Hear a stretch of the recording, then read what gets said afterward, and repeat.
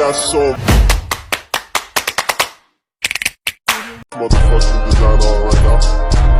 Bring it down, bring it down, bring it down. I got 3 old guys to the block.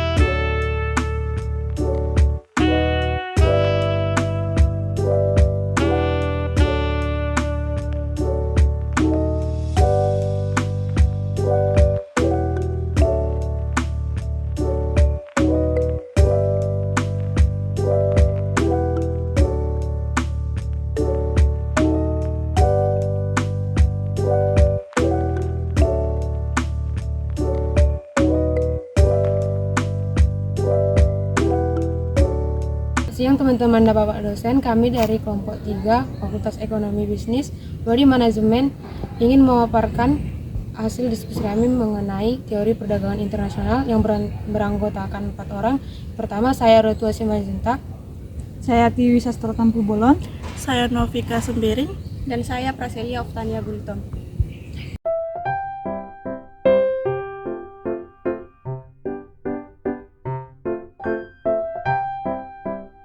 Pengertian perdagangan internasional secara umum adalah aktivitas ekonomi yang melibatkan jual beli antara negara. Ada beberapa pengertian perdagangan internasional menurut para ahli. 1. Wallach Adolf. Menurut Wallach Adolf, perdagangan internasional adalah kegiatan tukar-menukar atau jual beli antar negara yang dilakukan secara suatu sama dengan tujuan untuk mendapatkan manfaat atau keuntungan. 2. Basri, Munandar, Lestari, Setiawan, dan F. Rikul Islam. Para ahli menyatakan bahwa perdagangan internasional terjadi karena adanya aktivitas produksi barang dalam jumlah besar dan negara memiliki sumber daya yang memerlukan untuk memenuhi kebutuhan barang dan jasanya sendiri.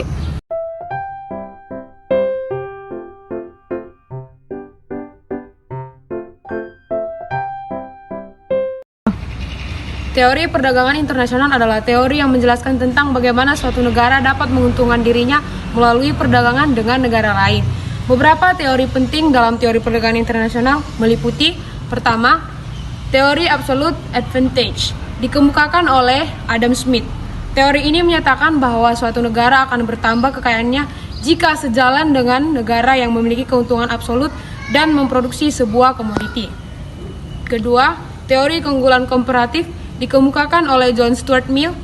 Teori ini menyatakan bahwa perdagangan internasional dapat terjadi walaupun suatu negara tidak memiliki keunggulan absolut dan dalam memproduksi sebuah komoditi.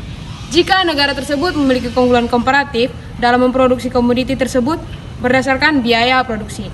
Ketiga, teori Heckscher-Ohlin, dikemukakan oleh Elie Heckscher dan Berlie Ohlin.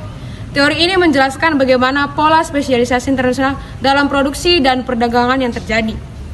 Teori ini mencoba menjelaskan perbedaan harga antara negara dan mengapa terjadi perbedaan harga sebelum negara tersebut melakukan perdagangan di antara mereka. 4. Teori keunggulan komparatif. Teori ini dikemukakan oleh David Ricardo. Teori ini menyatakan bahwa perdagangan internasional dapat terjadi walaupun suatu negara tidak memiliki keunggulan absolut atau relatif memproduksi sebuah komoditi. Jika negara tersebut memiliki keunggulan komparatif memproduksi yang relatif berbeda.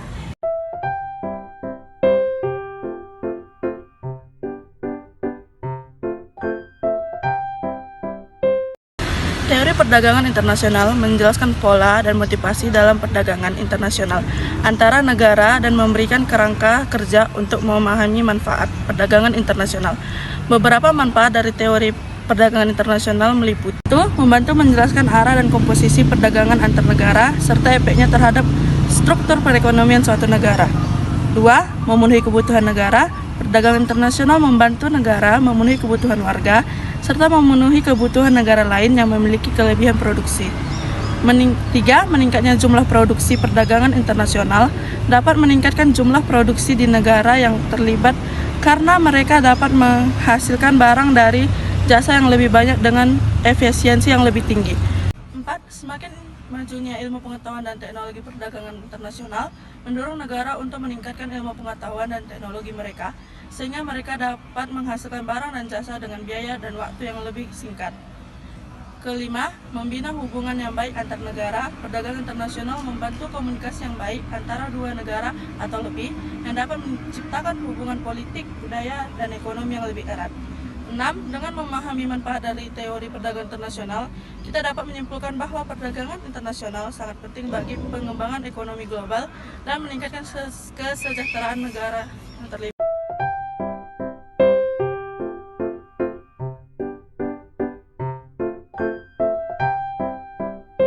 Dalam konteks perdagangan internasional, beberapa faktor yang penting mempengaruhi perdagangan antar negara meliputi 1. Kebijakan pemerintah.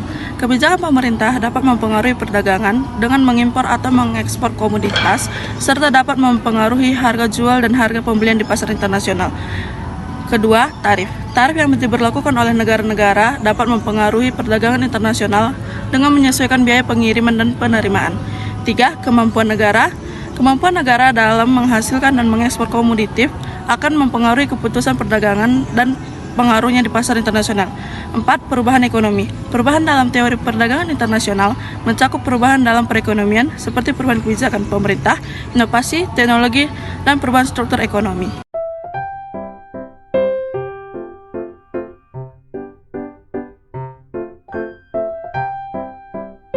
Perdagangan internasional. Tantangan perdagangan internasional melibatkan proteksionisme. Proteksionisme adalah kebijakan ekonomi yang mengetatkan perdagangan antar negara melalui cara-cara seperti tarif barang impor, batas kuota, dan berbagai peraturan pemerintah yang dirancang untuk menciptakan persaingan adil menurut para pendukungnya antara barang dan jasa impor dan barang dan jasa.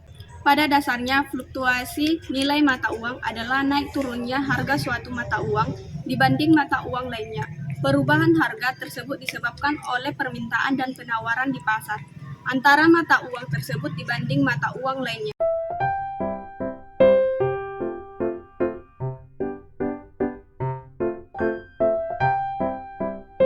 Kebijakan yang mendukung perdagangan internasional adalah kebijakan pembukaan pasar, pengurangan hambatan perdagangan, dan kesepakatan perdagangan bebas. Beberapa contoh kebijakan perdagangan internasional meliputi 1. Tarif. Tarif pajak yang dikenakan pada barang impor dari luar negeri untuk membuat barang impor lebih mahal dan mendorong konsumen untuk membeli produk domestik. 2. Kuota impor.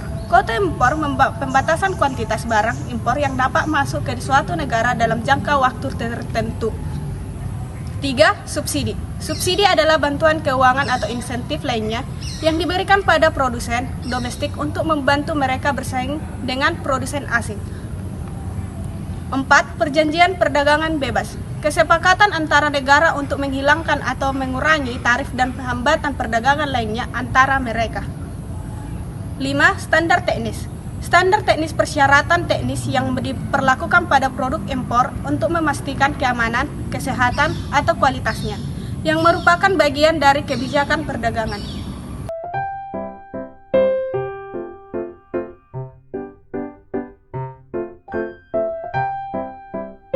Ada beberapa peraturan internasional yang berpengaruh pada perdagangan dan hukum yang berkaitan. 1. Konvensi Perserikatan Bangsa-Bangsa tentang Keanekaragaman Hayati menyatakan tentang hak-hak dan tanggung jawab di antara negara-negara dalam menjaga keanekaragaman hayati. 2. Peraturan-peraturan yang mengatur perdagangan internasional. Beberapa peraturan ini mencakup hukum internasional publik dan hukum perdata internasional publik yang mengatur aspek perdagangan antara negara-negara. 3. Hukum internasional dan hukum perdata internasional. Hukum internasional mengatur entitas berskala internasional, sementara hukum perdata internasional mengatur hubungan antara negara-negara dalam berbagai aspek, seperti ekonomi, politik, dan keamanan. 5. Konvensi PBB menentang korupsi menyatakan tentang pencegahan dan penyalahannya korupsi transnasional.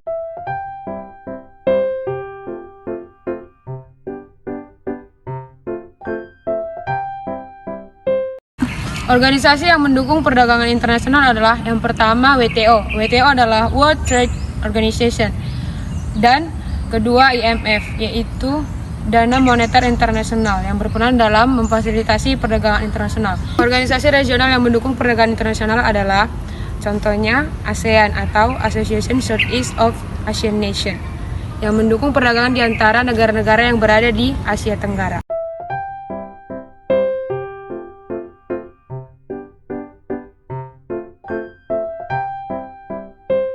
Keberhasilan perdagangan internasional dapat diukur melalui beberapa indikator, termasuk pertumbuhan ekonomi, peningkatan lapangan pekerjaan, diverifikasi ekonomi, dan transfer teknologi. Perdagangan internasional yang sukses dapat menciptakan peluang pertumbuhan ekonomi yang signifikan bagi negara-negara yang terlibat, memungkinkan akses terhadap pasar global, dan mendukung pengembangan sektor industri serta inovasi. Selain itu, pertukaran sumber daya dan pengetahuan antar negara dapat meningkatkan kesejahteraan dan menciptakan stabilitas ekonomi secara keseluruhan.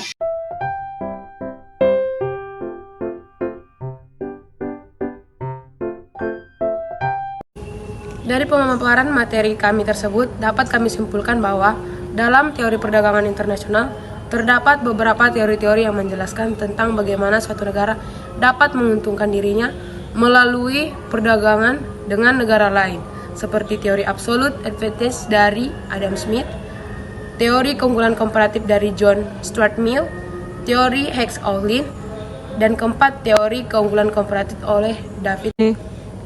Dari keempat teori tersebut, kelompok kami memilih teori Hicks-Ohlin sebagai teori yang paling mendukung suatu teori perdagangan internasional, yang merupakan teori yang paling mendukung keberhasilan teori perdagangan internasional, karena dengan spesialisasi harga, kita dapat melihat terlebih dahulu data perbedaan harga dari berbagai negara yang akan menjadi persaingan dalam perdagangan internasional. Maka, kita dapat menyusun strategi ataupun kebijakan ataupun penetapan harga produk yang akan kita tawarkan di perdagangan internasional. Pentingnya teori perdagangan internasional untuk 1. Membantu menjelaskan arah dan komposisi perdagangan antar negara. 2. Memenuhi kebutuhan negara. 3. Meningkatnya jumlah produksi. 4. Semakin majunya ilmu pengetahuan dan teknologi. 5. Membina hubungan yang baik antar negara, yang juga didukung kebijakannya. 1. Tarif. 2. Quota impor. 3. Subsidi. 4. Perjanjian perdagangan bebas. 5. Standar teknis. Akan membuahkan keberhasilan, yaitu menciptakan peluang pertumbuhan ekonomi yang signifikan bagi negara-negara yang terlibat, memudahkan akses pasar global, mendukung pengembangan sektor industri, dan menciptakan stabilitas serta kesejahteraan ekonomi secara keseluruhan.